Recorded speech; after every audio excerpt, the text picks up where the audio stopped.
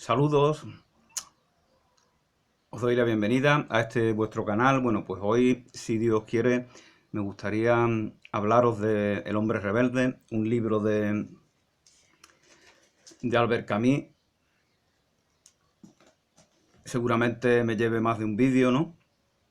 Pero bueno, El hombre rebelde, como se nos dice en Wikipedia, es un tratado filosófico de Albert Camus sobre la rebeldía o sobre cómo y por qué a lo largo de la historia el hombre se levanta contra Dios y contra su amo. Lógicamente, esta es una perspectiva básicamente atea, ¿no? Agnóstica, existencialista, que percibe la divinidad como un poder opresivo, ¿no? Por lo tanto, es algo... se relaciona a la rebeldía eh, contra la oposición a ese Dios que según los ateos no existe, ¿no? Paradójicamente, ¿no? Entonces es una rebelión contra una ilusión, ¿no? Hay que meterse en la mente de la persona atea, ¿no? Para comprender este tipo de absurdos. No en vano se le llama a Albert Camus el creador del absurdismo, ¿no? Lo cual me parece absurdo, ¿no? Porque realmente este fundamento absurdo es común a todos los pensadores ateos. Publicado en 1951, examina tanto la rebeldía como la revuelta, que para Camus deben ser vistas como un mismo fenómeno manifestado en el ámbito personal y social respectivamente. Bueno, esto es lo que opina la persona que escribió la entrada a Wikipedia del hombre rebelde. Dividida en varias partes, ¿no? Una de las frases más conocidas del libro es la siguiente. ¿Qué es el hombre rebelde? ¿Qué es el hombre rebelde? Un hombre que dice no. Pero negar no es renunciar. Es también un hombre que dice sí desde su primer movimiento. El rebelde da media vuelta. Es decir, se vuelve o revuelve contra algo. Marchaba bajo el látigo del amo, esa obsesión con el amo, ¿no? Que tienen los ateos, ¿no? Eh, y esa identificación de la divinidad con el poder opresivo, ¿no? A pesar de que la tradición cristiana, entre uno de sus lemas, por ejemplo, es la verdad os hace libres. En él vemos pues la importancia de la libertad, ¿no? Como decía Dostoyevsky, si Dios no existe, todo está permitido, ¿no? Eso decía, pero si Dios existe también, puesto que Dios nos crea en la libertad. Y ese es el gran drama. Si Dios existe, también está todo permitido. Eso es algo fundamental para comprender el pensamiento de Dostoyevsky, algo que desde mi punto de vista no llega a hacer Albert Camus.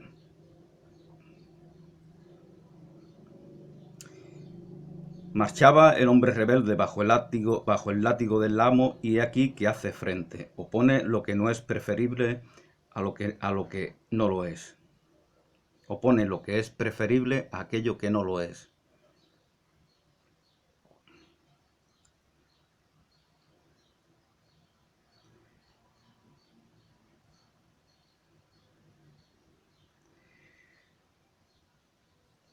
Bueno, pues voy a continuación, para presentar la obra, voy a compartir una entrada de la enciclopedia de autores de la editorial Montaner y Simón del año 62, reeditada en el 72. Una entrada no firmada, que es la de Albert Camus, en la cual pues se nos dice que Albert Camus es un ensayista, dramaturgo y novelista francés, nacido en Mondovì, Argelia, en 1913, y fallecido en un accidente de automóvil en Francia, en París, en la Chapelle Champigny, el 4 de enero de 1960. Bueno, hubo una investigación hace algunos años para ver si había algún tipo de implicación de la KGB, del gobierno soviético de Stalin en esta, bueno, Stalin ya no, el gobierno que sucede a Stalin, para ver si había alguna implicación de este gobierno en el accidente, ¿no? Sin que hubieran resultados positivos, ¿no? Que confirmaran o desmintieran esta acusación.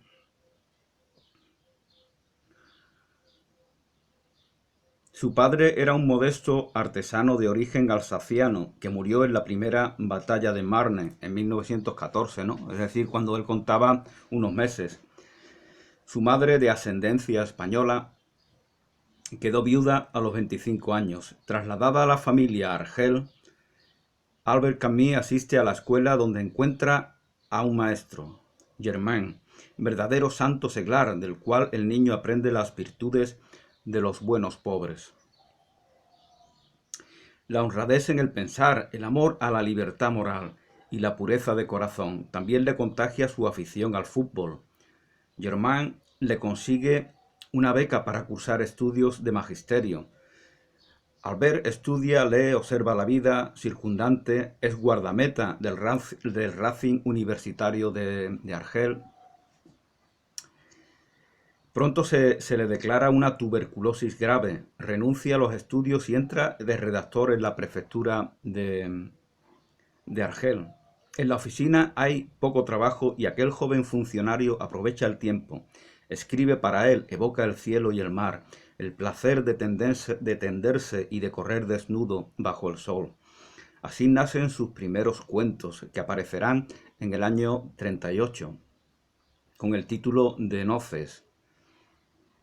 No olvida el tiempo en que con su grupo de camaradas y obreros, en su mayoría musulmanes, fundó una compañía teatral amateur, de la cual era director y actor. Su amigo Pascal Piat, redactor de Alger Républicain, le invita a colaborar en su diario.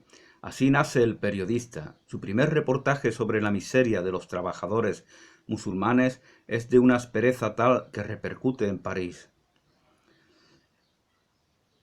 El nombre de Camus pasa a la lista negra de los sospechosos. A 20 años de distancia del conflicto argelino, Albert Camus, el muchacho pobre y oscuro, el hermano de los musulmanes, es el primero en lanzar la voz de alarma. Pero ha llegado el momento de subir a París. Ha llegado el momento de subir a París. De subir, entre comillas, ¿no? Subir por la geografía no es subir por la persona, como decía alguna copla.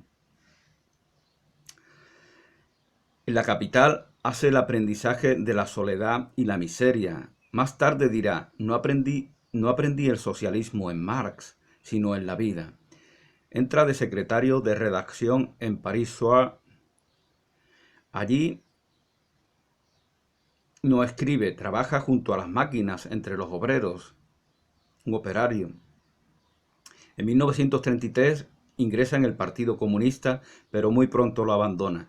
En la imprenta, entre los linotipistas y los correctores, hay algunos anarquistas, hombres puros de una intransigencia feroz. Al salir del trabajo, a las 2 de la madrugada va con ellos a beber la copa de la amistad, en un pequeño bar de Croissant. Estalla la guerra. Con 4 camaradas alquila un piso amueblado de 2 habitaciones en la calle Jo, a pocos metros de la Montagne, el diario de Laval. Allí se forma una especie de fanasterio. Las mujeres cocinan y surcen las ropas y los hombres echan en el cajón de la cómoda el dinero de su paga. Camus tiene su rincón junto a la ventana. Allí, a las 2 de la madrugada, cuando todos duermen, escribe El extranjero, que tiene muchísimo éxito, ¿no? Editorial en todo el mundo. La novela, cuyo tema dostoyevskiano, el crimen y el castigo, le fue inspirado por un suceso real. Este suceso le permite poner en claro los datos de su propio problema, que es el de todo el mundo.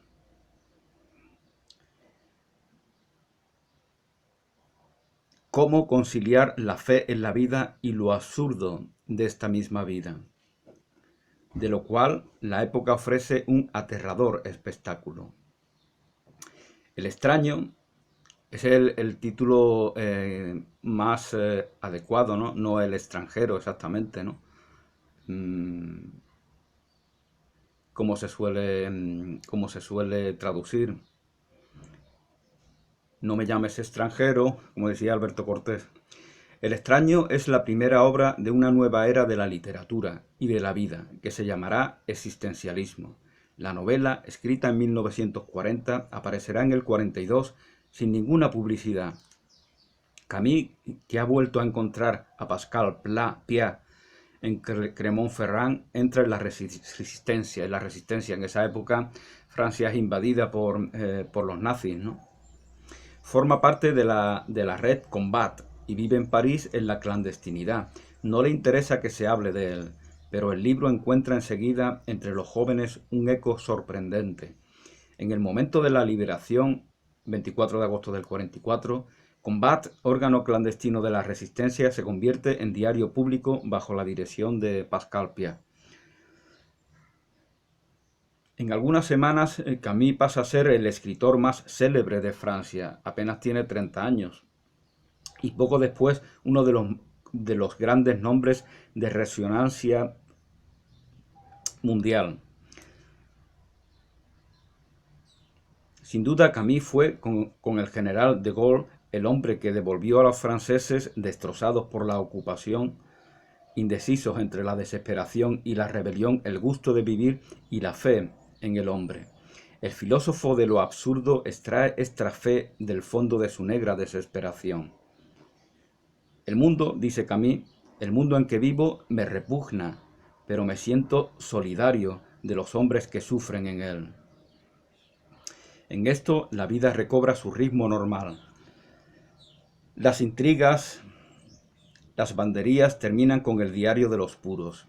Combat se convierte en un periódico como los demás. Camus lo abandona y se va con su público. Él mismo define su misión.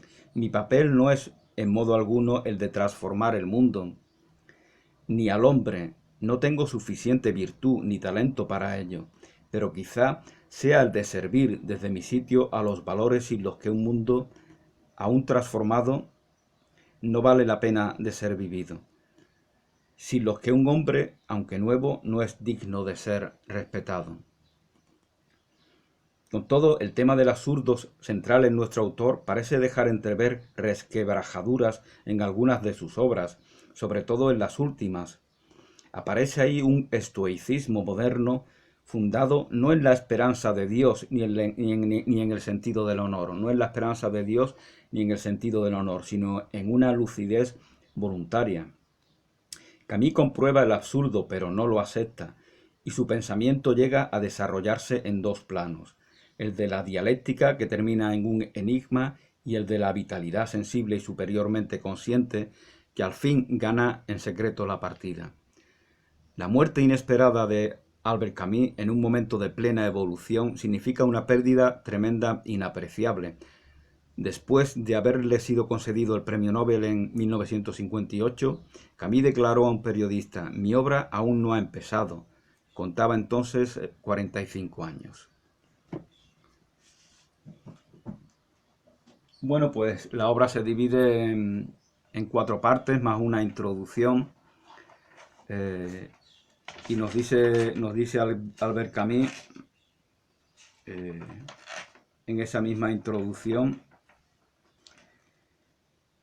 que lo absurdo en sí mismo es una contradicción. Esto es una frase importante suya, ¿no?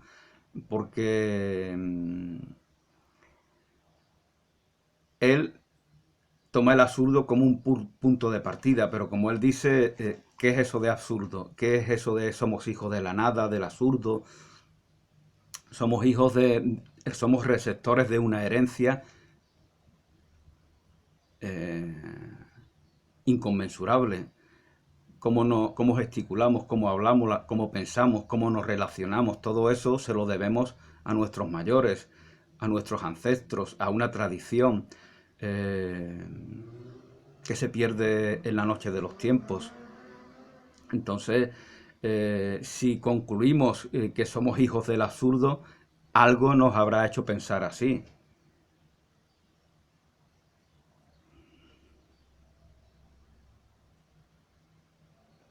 Por eso él se declaraba ateo y él decía que el ateísmo era bastante vulgar a veces.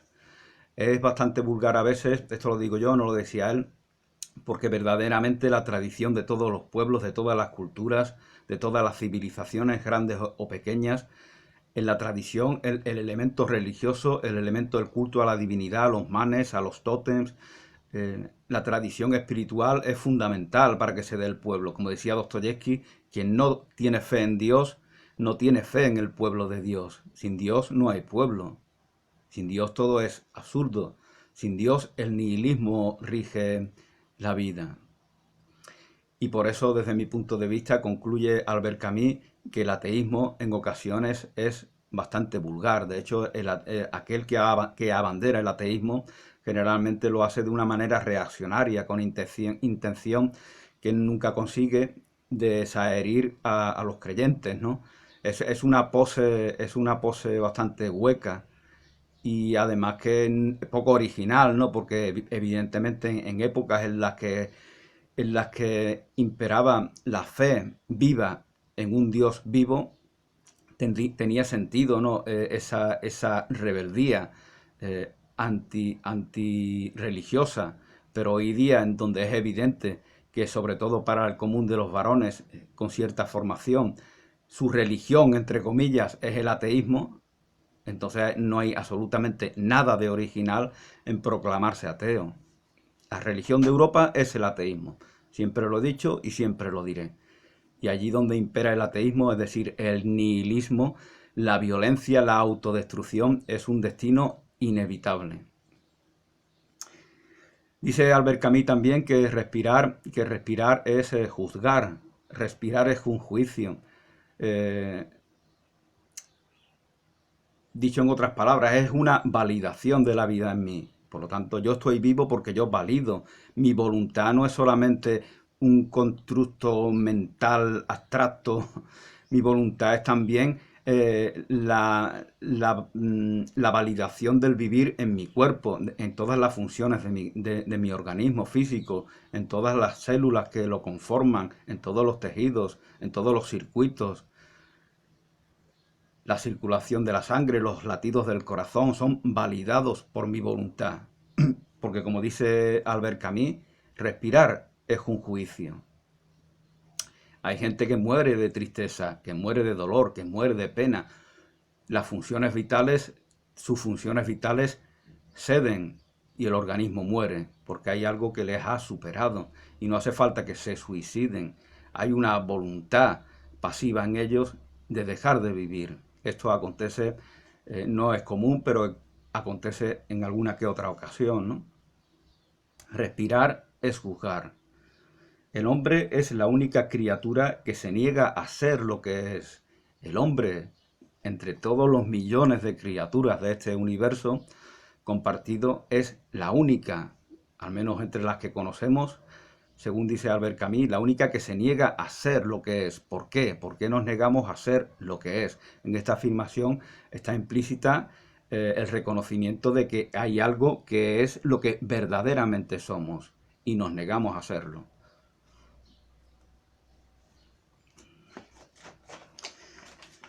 Bueno, pues voy a compartir ya algo de algunas notas de este libro de Albert Camus, El hombre rebelde. Esta edición es de Losada, de Buenos Aires, del año 75. La primera edición fue en el año 1953. L'homme révolté, je ne parle pas français, excusez-moi.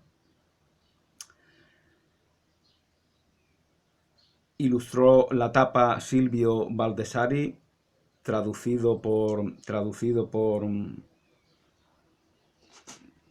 Luis Echavarri.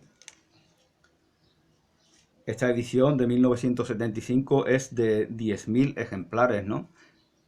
Fijaos que hubo muchas anteriores en esta editorial y en otras muchas y en otros idiomas, es decir, es un bestseller, ¿no? Es un libro muy leído. Está bastante bien para un libro de filosofía, ¿no?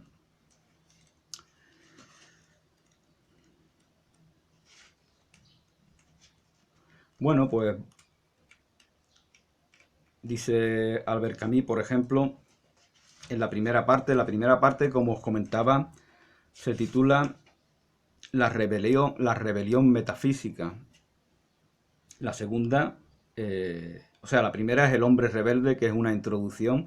La segunda, la rebelión metafísica, la rebelión histórica, rebelión y arte y el pensamiento de mediodía. Esas son las cinco partes del libro.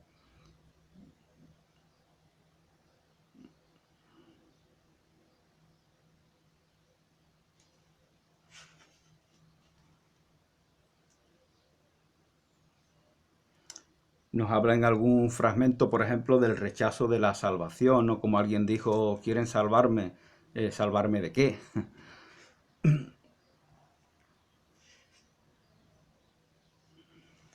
Habla con Dostoyevsky, dice literalmente, textualmente, con Dostoyevsky, por el contrario, la descripción de la rebelión va a dar un paso más. Iván Karamazov toma el partido de los hombres y pone el acento en su inocencia. Bueno, Albert Camus no tiene en cuenta de que Iván Karamazov no es más que una pieza de un conglomerado mayor. Entonces él se idealiza la figura de Iván Karamazov, que es el ateo. Pero el que crea esa figura, Fedor Dostoyevsky, no es ateo. Por lo tanto, tiene una intención que va más allá de hacer una apología del ateísmo. Es exactamente lo contrario. Tiene una intención evangelizadora y para ello necesita el nihilista, el escéptico, eh, el agnóstico, que en este caso, en cierto sentido, encarna la figura de Iván Karamazov. Iván Karamazov afirma que la condena a muerte que pesa sobre ellos es injusta. En su primer movimiento, por lo menos, lejos de abogar en favor del mal, aboga en favor de la justicia, a la que pone por encima de la divinidad.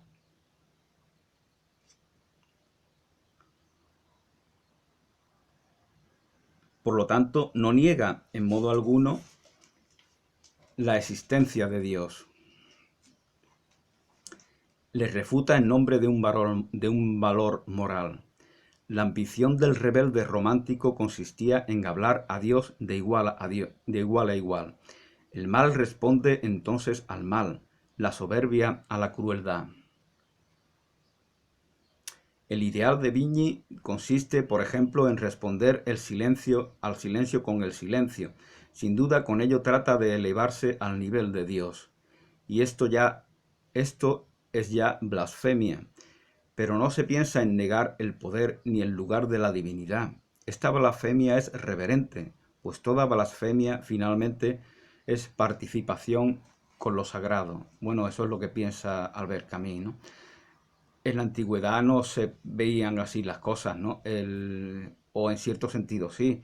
El blasfemo era aquel que se oponía a Dios, como una pose reaccionaria, ¿no? No aquel que negaba a Dios. El blasfemo era el nihilista. Y no solo el blasfemo, el ateo. No se concebía el ateo. Si se concebía era en ese sentido. El ateo es el nihilista, el que niega toda la armonía, todo el orden, todos los valores, todos los principios. El que niega la comunidad, porque Dios es la comunidad también. Sin Dios, sin un referente de trascendencia, no hay comunidad. Por eso, como os comentaba anteriormente, el destino de Europa es la autodestrucción, puesto que no tiene un referente trascendente que lo guíe, que lo lleve hacia un destino. No puede ser de otra manera. Entonces aquí él hace, desde mi punto de vista, Albert Camus hace una distorsión de la función de Iván Karamazov en el libro Los hermanos Karamazov de Dostoyevsky. Intenta ponerlo a su servicio, inconscientemente.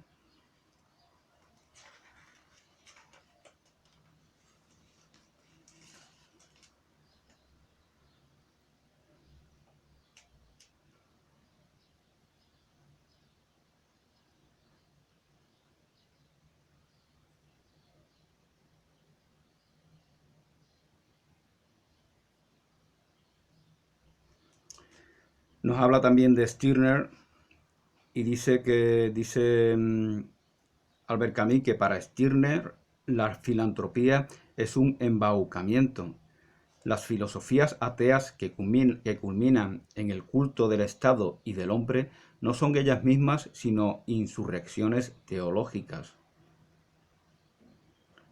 Nuestros ateos, dice Stirner, son verdaderamente personas piadosas. A lo largo de la historia solo ha habido un culto, el de la eternidad. Este culto es mentira, solo es verdadero el único, enemigo de lo eterno y en verdad de todo lo que nos sirve a su deseo de dominación. Con Stirner, el movimiento de negación que anima a la rebelión sumerge irremisiblemente todas las afirmaciones. Barre también los sucedáneos de lo divino de que está llena la conciencia moral. El más allá exterior queda barrido, dice Stirner, pero el más allá interior se ha convertido en un nuevo cielo. Bueno, verdaderamente nos dice Jesús que el reino de Dios está en nosotros, por lo tanto, Dios, esa idea que hacen los poderes mundanos de Dios, de la fe cristiana y de todo lo que tiene que ver con la figura de Jesús y con el cristianismo, esa manipulación que hacen los poderes mundanos de ella, no tiene nada que ver con la fe religiosa, con la fe cristiana, con el mensaje de Jesús. Jesús nos dice claramente, el reino de Dios está en vosotros, está en ti. Ahí está el reino. Nos dice que la verdad nos hace libres, por lo tanto, la libertad es un valor que está conforme con la fe cristiana, con la filosofía cristiana, con el mensaje de Jesús. Y si la libertad está conforme con ese mensaje, es que ese Dios que forma parte de esa filosofía no es un Dios de opresión, porque la opresión es lo contrario de la libertad. Y la libertad es aquello a lo que aspiramos los cristianos, intentando vivir conforme con la verdad. Con lo cual, ¿dónde está ese Dios opresor? Es la distorsión que, como antes os comentaba, hace el César, que sigue vigente en la iglesia romana y en las iglesias posteriores cristianas que heredan los poderes mundanos. Es la distorsión que se hace desde esos poderes de la figura de Jesús y de su mensaje, con lo cual se distorsiona también la idea de Dios, con la intención de mantener un orden represivo.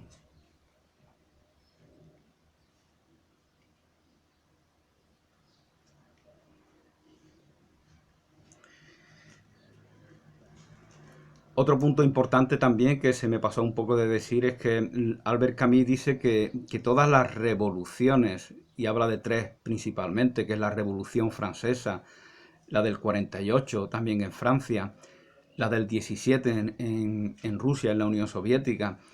Esas tres revoluciones lo que han hecho es fortalecer el poder opresivo, represivo del Estado, paradójicamente.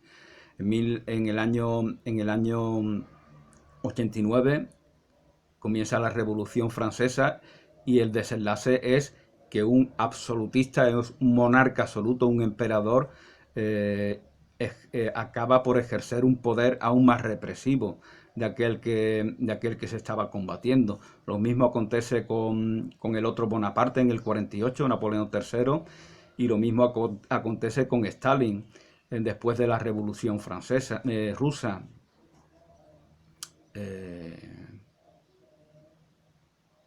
Entonces no se consigue el objetivo que los revolucionarios querían conseguir, sino que se consigue el contrario.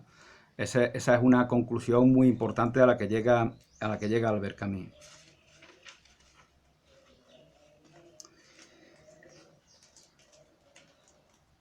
La filosofía de Nietzsche, dice Albert Camus, gira alrededor del problema de la rebelión. Exactamente, comienza por ser una rebelión, pero se siente el desplazamiento operado por Nietzsche. Con él, la rebelión parte del Dios ha muerto. La idea que nos va a dar, creo, no sé si es en este fragmento, sobre la muerte de Dios es fundamental, ¿no?